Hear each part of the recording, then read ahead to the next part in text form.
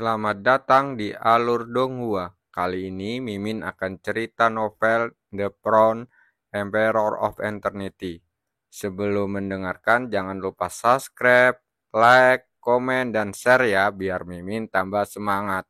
Selamat mendengarkan. Melanjutkan episode sebelumnya, dua pria berbaju abu-abu menggenggam tangannya, dan dua belati abu-abu muncul. Lalu keduanya menebas ke depan, membuat suara ledakan tajam di udara. Ekspresi Cukuang Seng masih tetap santai, dia menginjak tanah dan bergegas. Cahaya glaser berwarna cerah mengembun di telapak tangannya, dan akhirnya berubah menjadi pedang kristal. Di badan pedang, cahaya kristal mengalir memancarkan rasa yang tak bisa dihancurkan. Cukuang Seng memegang pedang kristal di tangannya lalu menebas ke depan, bertabrakan dengan dua belati yang datang ke arahnya. Gelombang kecut yang dahsyat mengamuk, meniup pakaian ketiga orang itu. Saat berikutnya mata Cukuang Seng bersinar dan pedang kristal lainnya muncul di atas kepalanya. Begitu pedang kristal itu muncul, pedang itu membelah udara, lalu menebas kedua orang pria berbaju abu-abu itu. Perisai batu abu-abu, teriak dua pria itu, dan cahaya abu-abu mengembun dan berubah menjadi perisai batu. Begitu perisai batu muncul, pedang kristal itu menebas, memborbardir perisai batu itu. Dalam sekejap, suara keras yang memekakkan telinga terdengar.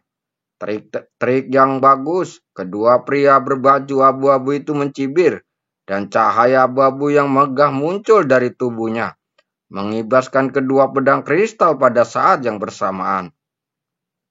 Saat berikutnya, mereka mundur beberapa langkah membentuk segel dan tangan pada saat bersamaan, dan aura yang sangat dingin memenuhi udara. Melihat ini, Cukuang Seng tampak santai dengan pemikiran di benaknya. Ada 3 putaran matahari terbit di bagian perut bawahnya. Pada saat yang sama, gelombang yang sangat kuat melonjak seperti air pasang. Di pertarungan lain, pertarungan Culi dan yang lain dan satunya lagi juga sangat sengit. Bing Ling Lo, dia berteriak dengan dingin. Cahaya biru sedingin es keluar dari tubuhnya dan berubah menjadi es yang memenuhi langit. Dia mengarahkan tangannya dan es yang tak terhitung jumlahnya ditembakkan dengan cepat. Jatuh ke arah pria berpakaian abu-abu yang sedang menyerbu ke arahnya. Cahaya abu-abu bermiju gelombang udara, terus-menerus berdampak pada jantungnya. Mengambil kesempatan ini, pria berbaju abu-abu bergegas keluar dari penghalang Bingling dan menampar Culier dengan telapak tangannya. Wajah cantik Culier memerah. Praktisi alam juding setengah langkah ini memang sangat sulit untuk dihadapi. Bulu es, dia membentuk segel tangan, dan cahaya biru sedingin es keluar dari punggungnya. Akhirnya mengembun menjadi 2 sayap kristal es. Begitu sayap terbentuk, mereka tiba-tiba mengepak ke depan. Semburan udara dingin menggigit menderu dan menimbulkan angin yang kencang. Saat berikutnya, pria itu bergegas mendekat dan berhadapan langsung dengan angin dingin yang menderu-deru. Untuk sesaat, keduanya terlibat konfrontasi sengit. Di sisi lain, segel pengganti di tangan Cukuang Seng tiba-tiba berhenti. Lalu dia menampar dengan telapak tangannya. Segel matahari yang mengkilap.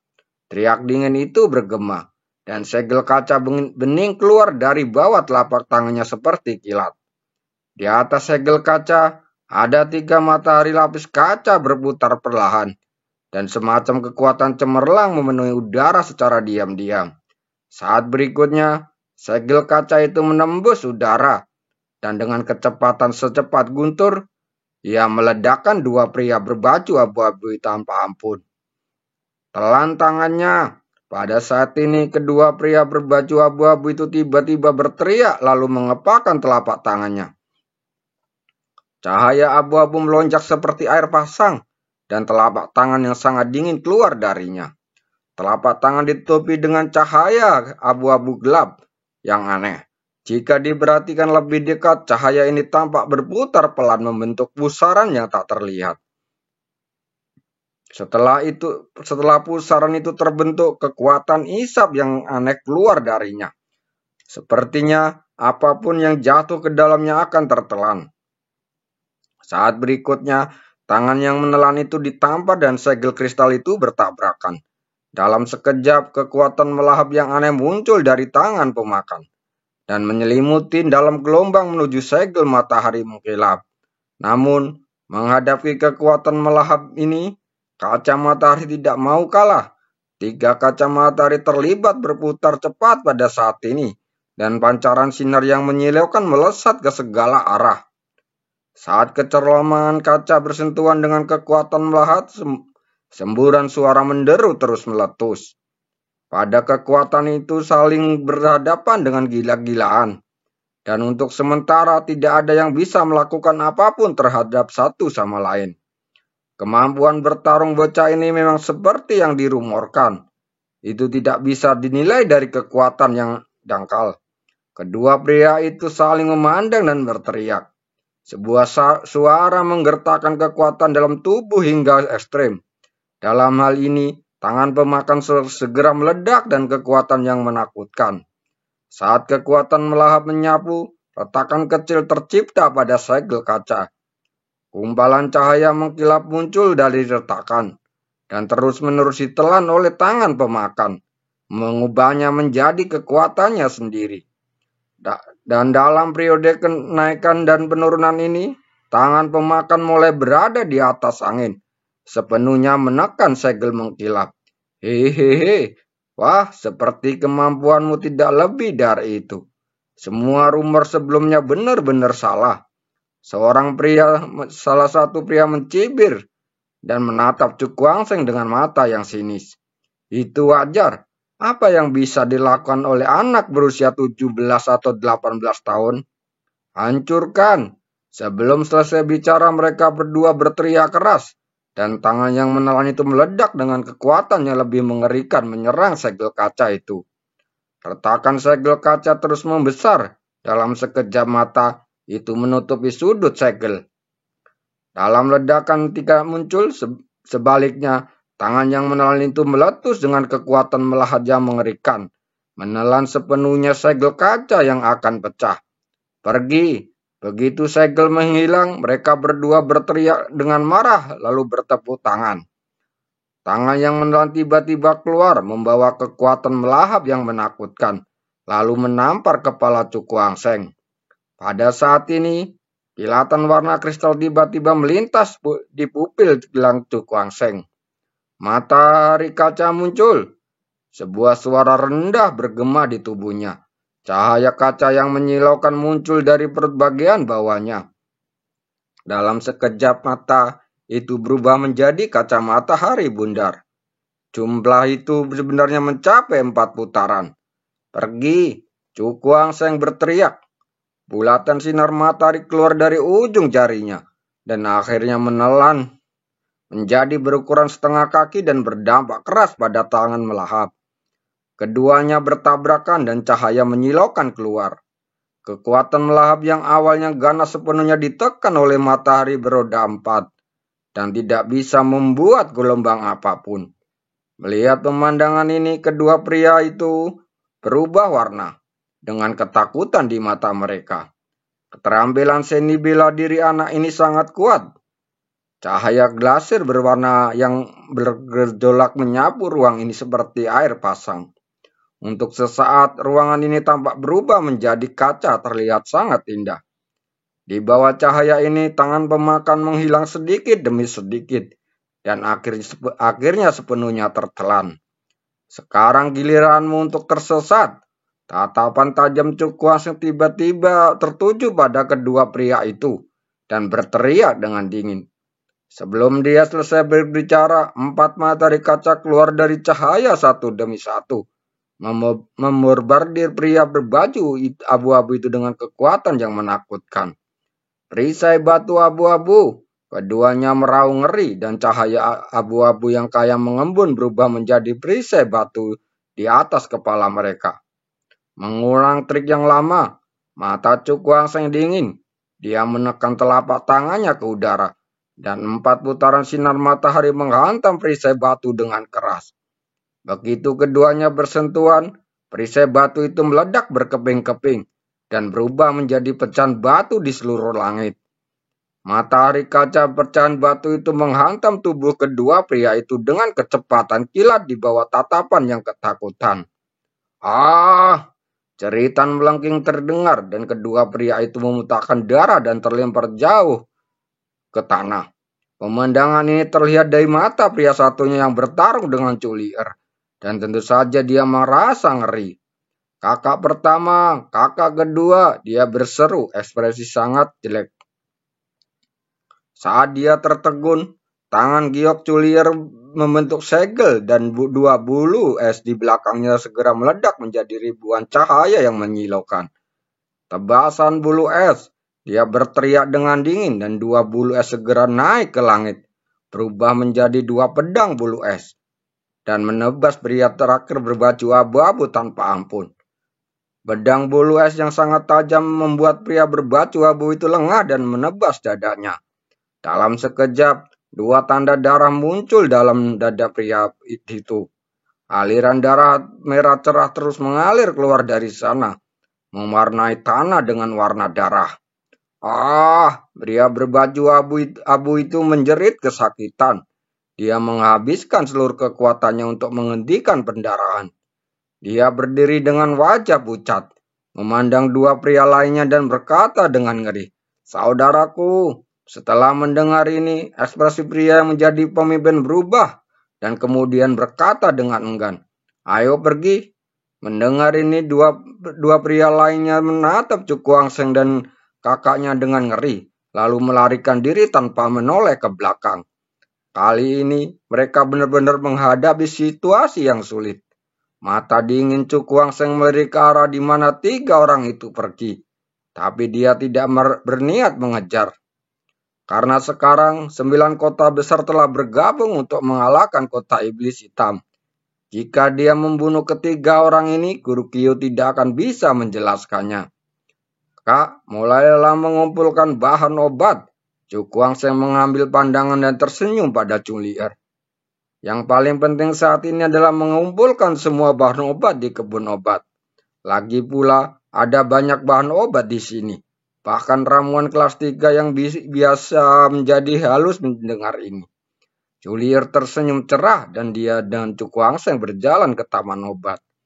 Selanjutnya, mereka berdua berkonsentrasi mengumpulkan bahan obat dan tidak fokus mencari harta karun lainnya. Ada banyak sekali. Cukuang Seng melihat bahan obat yang terisi dalam selusin cincin luar angkasa dan tidak bisa menahan senyum. Jumlah bahan obat ini lebih dari 6.000 dan kualitas masing-masing luar biasa. Jika di dunia luar, bahkan jika Anda mencari di suatu area, Anda tidak dapat mengumpulkan begitu banyak bahan obat yang berharga. Dengan bahan obat ini di tangannya, Anda tidak perlu mencari bahan obat jika ingin memurnikan obat apapun di masa mendatang. Cukuang Seng berkata sambil tersenyum lebar. Mendengar ini, Culier menutup mulutnya dan tersenyum. Dia tahu, nilai dari bahan obat ini bahkan 10 seni bela diri yang murni tidak dapat dibandingkan dengannya. Aku mengerti kali ini. Kamu adalah orang yang memperoleh manfaat maksimal dari rumah harta karun ini. Culier melirik cincin luar angkasa dan tersenyum. Ayo lanjutkan mencari. Cukuang Seng mengangkat bahu. Dia ingat bahwa saudara perempuannya belum mendapatkan apapun. Mengingat hal ini, Cukuang Seng berusaha sekuat tenaga untuk menemukan harta karun untuk saudara perempuannya. Selama perjalanan berburu harta karun berikutnya. Untungnya, hasil akhirnya bagus. Kakaknya memperoleh seni bela diri bintang 5 yang murni dan teknik bintang 4 yang murni. Adapun masalah kultivasinya, dia tidak perlu khawatir sama sekali. Karena dengan tubuh jahat es misteri saudara perempuannya, dia bisa berlatih seni bela diri tingkat ini. Keterampilannya sudah cukup untuk mereka. Saat keduanya hendak melanjutkan mencari harta karun, peluit pelan tiba-tiba terdengar di seluruh aula. Pala bantuan dari wilayah iblis hitam ada di sini. Cukuang terkejut dan berkata dengan kaget, "Ini adalah wilayah alam iblis hitam. Jika orang kuat yang tersisa dan bala bantuannya dari 9 klan besar berkumpul. Bahkan dengan kekuatan mereka saat ini, mereka tidak akan mampu melawannya. Bagaimanapun mereka ada di sini dan sulit mendapatkan bantuan dari Kabupaten Siling. Ayo pergi." Cukuang dan saudara perempuannya saling memandang. Mereka tidak peduli harta karun di sini dan bergegas keluar dari aula. Bagaimanapun, betapapun berharganya harta itu, Anda tetap harus hidup untuk menikmatinya. Hanya dalam waktu setengah jam, aula yang semula ramai benar-benar kosong. Beberapa orang ragu-ragu untuk pergi juga ditarik secara paksa dan dibawa keluar aula. Ayo pergi. Melihat semua orang berkumpul di platform umum, beberapa penguasa kota melambaikan tangan dan bergegas keluar kota. Cukuang dan siswa lain di bawah alam 9 kuali juga naik ke makhluk roh dan terbang dengan cepat terbang ke utara. Untuk sesaat, alam iblis hitam yang awalnya ramai kembali sepi. Hanya saja keheningan semacam ini bercampur dengan bau darah yang menyengat. Dan rasa pembunuhan yang tragis menyelimuti kota iblis hitam. Beberapa sosok yang sangat cepat datang dari kejauhan dan akhirnya berhenti di langit di atas kota iblis hitam. Ketika mereka melihat kota iblis hitam dipenuhi mayat dan berantakan, mereka langsung marah besar. Seorang lelaki tua berbaju putih menghancurkan platform umum dengan telapak tangannya. Dengan raungan marahnya bergema di langit di atas kota iblis hitam. "Siling Yuan, aku bersumpah akan menagih hutang darah ini." Pada saat ini, Cukuang dan yang lainnya telah keluar dari daratan iblis hitam dan memasuki wilayah Kabupaten Siling. Hehe, kali ini alam iblis hitam kehilangan wanita dan pasukannya. Kurasa orang-orang tua dari istana iblis hitam akan marah. Xianli berkata sambil tersenyum. Mendengar kalimat ini semua orang tersenyum.